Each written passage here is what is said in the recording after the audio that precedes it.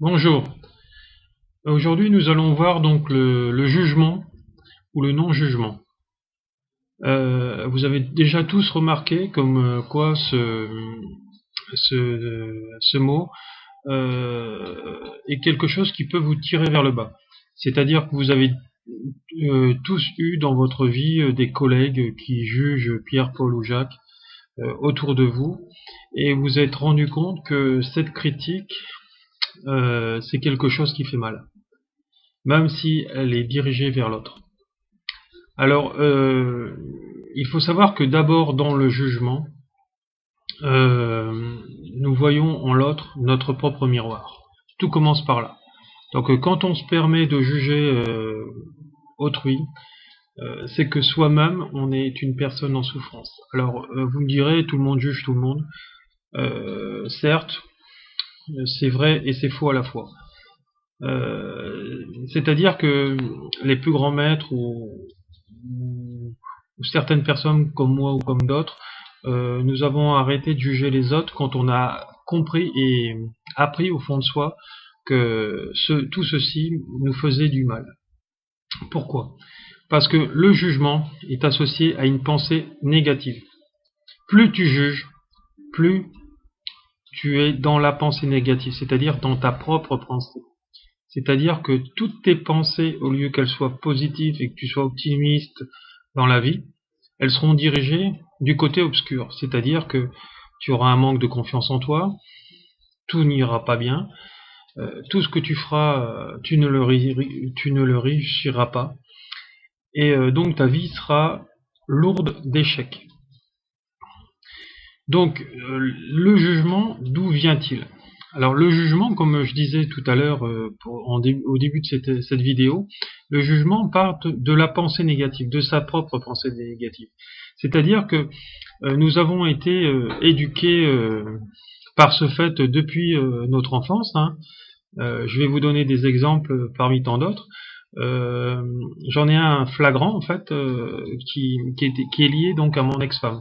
Elle m'en voudra pas de vous l'exprimer, mais ça va je vais vous relater ceci pour vous faire comprendre réellement quelle portée ceci peut avoir sur le corps. C'est-à-dire que euh, dans son enfance, elle avait beau tout faire pour son père, plus elle faisait, moins elle était considérée.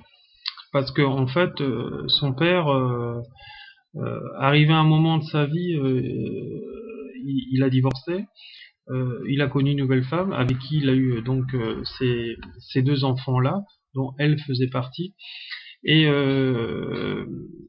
plus elle faisait, moins il la considérait. C'est-à-dire que, en fait, il était tellement épuisé après le travail qu'un rien l'énervait. Donc, en la dévalorisant, en lui disant notamment, tu tomberas sur le premier qui te fera 5 enfants, t'es qu'une gosse de merde, etc.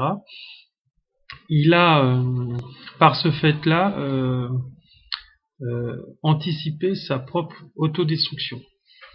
Alors, nous sommes tous plus ou moins éduqués dans ce sens par nos parents, dire voilà, tu arriveras jamais à rien, que t'es un enfant de merde, etc. Ou tout ce que t'entreprends, tu le réussis pas, t'es un cancre à l'école, si tu travailles pas à l'école, t'auras pas une bonne profession, si tu fais pas des études, tu n'y arriveras pas dans la vie, si t'apprends pas à jardiner, bah tu paieras très cher tes légumes et puis bah, tu n'y arriveras pas à la fin du mois, etc. Donc voilà, nous avons déjà tous entendu donc ces paroles de nos parents ou d'autres personnes. Il faut savoir que tout ceci fait partie d'un endoctrinement par rapport à des croyances qui leur sont dues. Ils ont été élevés comme ça, sauf qu'ils n'ont pas compris l'effet dévastateur dans le corps. Quand on pratique comme cela et quand on éduque ses enfants comme ça, en se comparant souvent aux autres, notamment au niveau des compétitions soit sportives ou soit scolaires ou d'autres, euh, on, euh, on met l'enfant en situation d'échec. Pourquoi? Puisque il va plus être lui-même, il va être l'autre. Et donc, vu qu'il peut pas être l'autre en lui-même, il va toujours vouloir se comparer et être meilleur que l'autre. Sauf que cette singularité, par exemple dans le sport ou même dans l'enseignement, c'est quelque chose qui nous est propre. C'est-à-dire qu'il y a des gens qui vont être passionnés par apprendre certaines choses, d'autres, ça sera par le sport, voilà. Mais par ce fait, on ne peut pas obliger nos enfants à aller très loin, par exemple à l'école, ou à devenir Zidane, par exemple. Voilà, parce que c'est quelque chose qui leur incombe. Alors, si vous voulez que vos propres enfants réussissent dans la vie, écoutez-les et laissez-les faire. Donnez-leur des directions, conseillez et guidez. Et dites-leur que s'ils veulent atteindre leur but, dans quoi que ce soit, bah, il faut que ça soit suivi donc d'efforts, de passion, et donc par tout ce travail, ils réussiront quoi qu'ils entreprendront. Si cela est fait bien sûr pour eux. Alors, donc, en revenant donc à nos moutons, comme je disais, donc le premier du jugement, dans 90% des individus, c'est déjà le jugement de soi. Alors, le jugement de soi, par exemple, je suis nul, je suis ceci, j'y arriverai pas, tout ce que j'entreprends, je ne réussis pas, etc. C'est quelque chose donc qui est à l'origine donc du conditionnement de l'éducation, etc. Et après qui vient de ma propre pensée. Une fois que ceci a été installé donc dans mon mental, c'est quelque chose qui va se procéder par automatisme journalièrement. Sauf que le journalièrement devient automatique et donc il devient continuellement. C'est-à-dire qu'il se propage tout au long de notre vie dans ce processus. Alors quand nous sommes sur le chemin de l'éveil, comme j'y suis, arrivé à un moment, nous savons faire taire nos automatismes en changeant nos comportements. Mais par ce fait, il faut déjà comprendre ce que je suis en train de vous dire. C'est-à-dire que voyez en vous tous vos jugements sur les autres ou sur vous-même, et voyez là où vous en êtes arrivé dans votre vie. Si vous êtes dans cette vie avec que des échecs, ou en grosse partie des échecs, c'est que vous fonctionnez très mal. Donc je vous encourage vivement donc, à changer d'aspect mental et verbal. C'est ce que je disais dans une autre vidéo qui parlait de la Trinité, hein, qui rajoutait un de ses pieds qui était le comportement négatif de soi-même. Et voilà. Donc, ne pas se juger soi-même, ne pas juger les autres. Quand on vous dit Pierre, Paul, Jacques est comme ceci et comme cela, là, n'hésitez pas à dire c'est sa vie, c'est pas la mienne. Tout ce que je peux faire pour lui, c'est le conseiller et le guider. Point barre. Voilà. Donc on ne peut rien faire d'autre. Je vais boire un verre d'eau parce que je commence à avoir la voix qui. Donc voilà. Alors par la pratique de tout ceci, on devient un maître. Donc il est important d'y songer fortement. Alors moi, il y a eu ma sœur qui m'a relaté un fait quand je suis allé la voir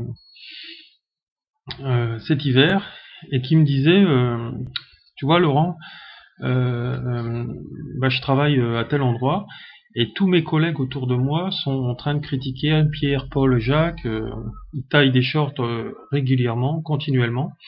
Et moi, l'alternative que j'ai trouvée en tout ça, et heureusement que mon employeur me le tolère, c'est de mettre mes écouteurs de baladeur sur mes oreilles, hein, avec de la musique, et continuer mon travail. Pendant ce temps-là, au moins, je les entends pas.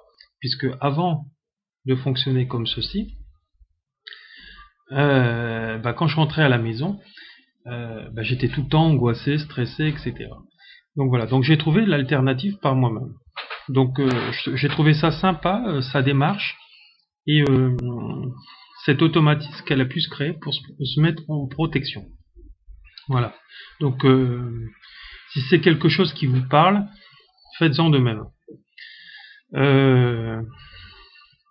Donc comme je disais donc tout à l'heure, le jugement fait partie du miroir, c'est-à-dire que on aura tendance à aller chercher chez les autres ce qui ne va pas en nous, et plutôt que de travailler donc sur ce qui nous fait souffrir, on va préférer aller jouer au rigolo chez les autres, c'est-à-dire en travaillant sur son ego, c'est-à-dire en se valorisant, en jouant l'intellectuel moyen et en disant tu vois, lui c'est un gros nul, ou elle c'est une grosse nulle parce qu'elle fait ceci ou cela. Voilà, donc il est important de se détacher de tous ces moqueries, etc. Ne pas hésiter à changer de service si vous êtes confronté à tous ces pervers narcissiques, puisque pour moi tous ces gens-là on prenne le chemin. Il faut pas oublier que le pervers narcissique, c'est quelque chose qui les emmèneront directement dans le trou, au niveau psychologique, hein, et que c'est à la limite de la démence, cet état de fait au niveau psychologique. Voilà. Donc, quand vous voulez être heureux, il est absolument nécessaire de sortir du jugement et de rentrer dans le non-jugement. Donc je l'explique aussi très bien dans mon livre, c'est-à-dire qu'il faut faire très attention et vraiment bien séparer le jugement du discernement. Alors, le jugement, c'est que de la salissure constante, d'accord ? Il est pas bien, il est gros, c'est un gros nul, j'y arriverai pas, je suis qu'une merde, etc. Le discernement, en grande majorité, les thérapeutes sont dans le discernement. Donc le discernement, c'est avoir une parole positive qui trouve une solution concrète par rapport à un fait négatif qui ne fonctionne pas. Donc voilà. Donc le discernement, c'est l'opposé du négatif qui équilibre ce fait. Voilà. Donc il est important c'est la solution en fait au problème, mais qui est dans le positif. Donc, on équilibre comme la balance est équilibrée par le yin et le yang. Voilà. Donc, que votre parole, pour terminer, que votre parole soit impeccable. Voilà. Donc c'est important. Alors, c'est certes, on n'est pas des anges, hein, mais on essaye de s'en approcher. Et n'oubliez pas que, à la base, nous sommes tous des êtres de lumière incarnés dans une vie spirituelle négative, hein, qui bourrait d'épreuves, puisque on est en plein enseignement dans cette vie terrestre. Hein, quand vous aurez compris tout ce fait, vous rentrerez par toutes ces phases que j'explique dans mon livre pour finir justement dans l'amour inconditionnel, puisque l'amour inconditionnel, on peut réellement l'avoir. Hein. L'amour inconditionnel ne veut pas dire aimer tout le monde. Hein. L'amour inconditionnel, ça veut dire aimer soi-même et aimer les autres, certes, mais ceux qui nous font du mal, on les sort de notre vie et on leur souhaite le meilleur et qu'ils comprennent justement là où on en est actuellement pour justement retrouver leur être d'origine et de cette incarnation. Voilà. Et n'oubliez pas que le jugement, c'est une partie de l'enfer terrestre, hein, puisque l'enfer céleste n'existe pas. Hein, ce sont des barrières qui ont été mises par les religions, etc., pour essayer de rentrer dans l'ordre et contrôler, encore une fois, malheureusement, l'être humain, et l'endoctriner dans une secte, hein, parce que pour moi, les religions parfois sont dans le négatif, parfois sont dans le positif, pas souvent malheureusement dans l'équilibre, dans cette spiritualité qu'il leur faudrait. Alors voilà, donc après, tout en chacun, il est important de le comprendre et de l'intégrer dans son corps, puisque ce qui est le plus important, c'est d'être d'abord spirituel, et que cette foi que nous avons tous en nous, de la vivre au quotidien dans notre vie de tous les jours, et non d'aller prier par exemple tous les dimanches, de faire le bien pendant ce laps de temps, et puis une fois de rentrer chez soi, faire que du mal. Donc voilà, donc c'est important de le vivre au quotidien, et que d'aider les autres au maximum de ce qu'on peut leur donner, voilà, sans faire le travail à leur place, conseiller, guider, ou leur donner un coup de main, et il n'y a qu'eux-mêmes qui pourront se changer eux-mêmes. Voilà. Et c'est quand, une chose aussi très importante, c'est quand vous levez toutes vos attentes dans la vie, sur quoi vous voulez, vous pouvez avoir des projets, les mettre en action, etc., comme moi j'ai fait avec mon livre, et avoir ce rêve, mais sortir de cette attente. Quand vous sortez de l'attente, c'est-à-dire de l'après-projet, eh ben c'est à ce moment-là que les choses se réalisent et qu'elles vous arrivent. Donc vous rentrez vraiment dans la pensée positive, vous y êtes déjà puisque vous avez lâché, et c'est à ce moment-là qu'on comprend réellement la loi d'attraction qui en fait partie. Voilà, que tout le monde en parle, beaucoup de gens en ont parlé dans le secret, etc. Mais ce livre, je l'ai lu aussi, et pour moi, il m'a rien appris de plus de ce que je savais, et voilà, donc c'est important de le savoir.